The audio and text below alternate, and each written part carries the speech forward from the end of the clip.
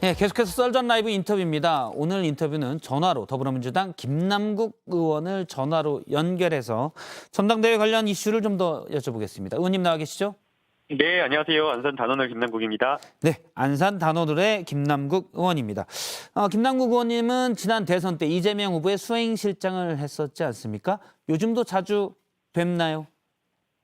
요즘에는 제가 수행실장 역할을 맡지 않고 예. 있고요.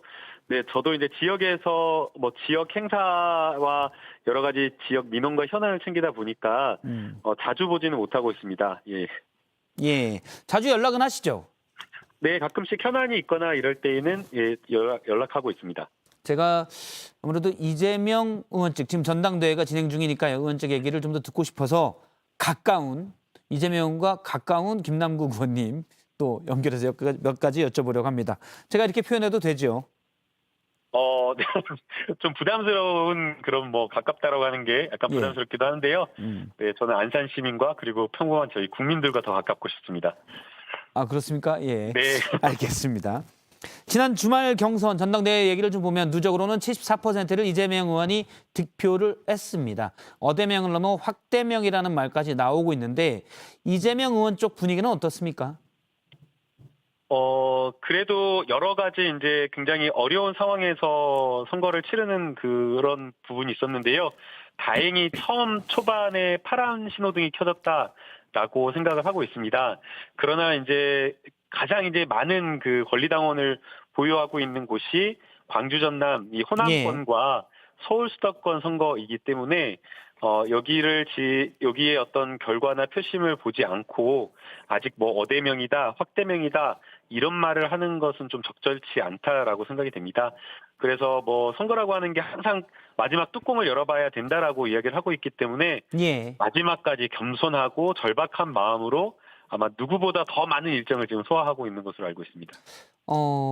혹시 그 경선 네. 시작 전에 70% 중반 초반엔 그렇게 갈 거다 이거 예상했었습니까?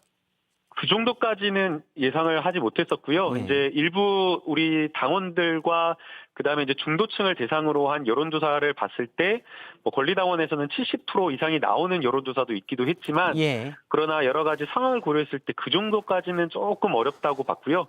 또 실제 정치 평론하시는 분들이나 또 여의도에 계시는 많은 출입하는 그 여야 기자님들 의견을 들어봐도 한 60% 중반에서 60% 초반 그 정도를 예상하는 분들이 많았습니다. 그런데 70% 이상, 74% 나온 것은 대단히 조금 높게 나온 기대 이상의 성적이지 않았나 생각이 초반 성적은 기대보다도 높다 이렇게 볼 수 있겠군요. 네. 최고위원도 얘기를 좀 해보도록 하겠습니다. 최고위원 선거에서 현재까지 누적 결과로는 득표율 2위인 고민정 의원을 제외하고는 모두 이른바 친명의입니다.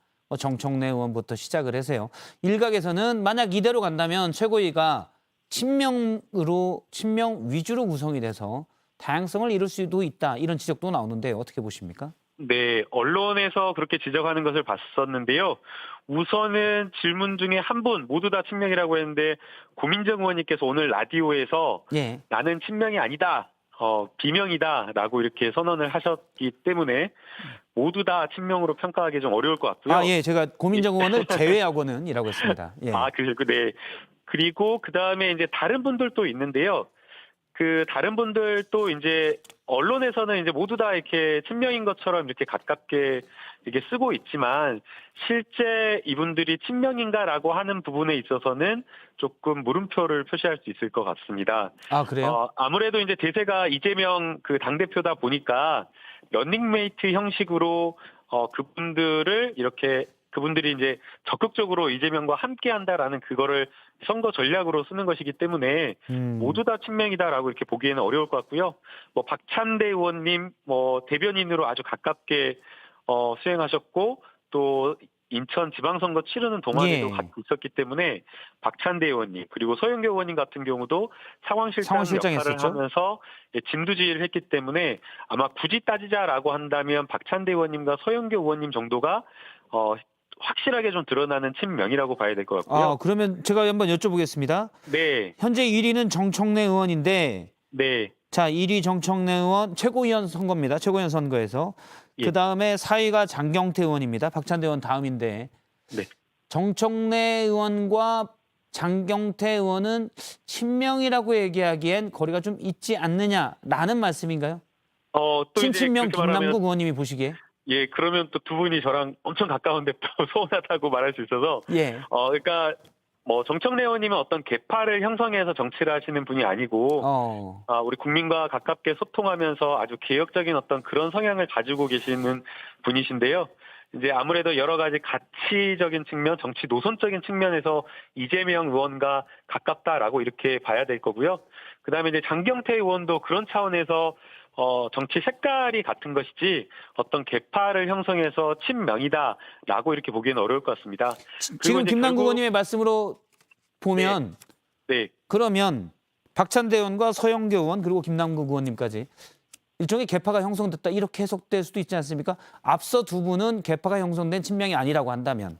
뭐 꼭 그렇게 뭐 반대 해석을 할 필요는 없을 것 같고요. 예. 결국에는 이제 언론이나 이제 저희 정치권에서 우려하는 것은 이제 예컨대 쓴소리 그리고 잘못된 어떤 판단을 했을 때에 지도부에서 반대 목소리를 내고 또 여러 가지 당내에 다양한 의견을 조금 더 수렴해서 할 수 있는 그런 지도부가 구성되는 것에 대한 우려가 아닌가라는 생각이 듭니다.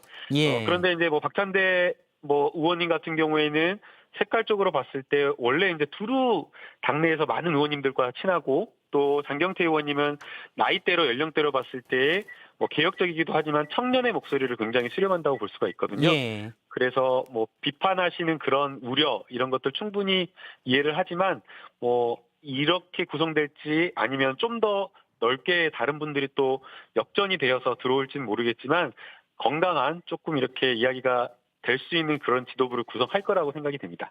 알겠습니다. 다른 얘기를 좀 해보도록 하겠습니다. 이재명 의원의 부인이죠. 배우자죠. 김혜경 씨에 대해서 경찰 출석 통보가 어제 왔고 김혜경 씨 측은 출석하겠다고 했습니다.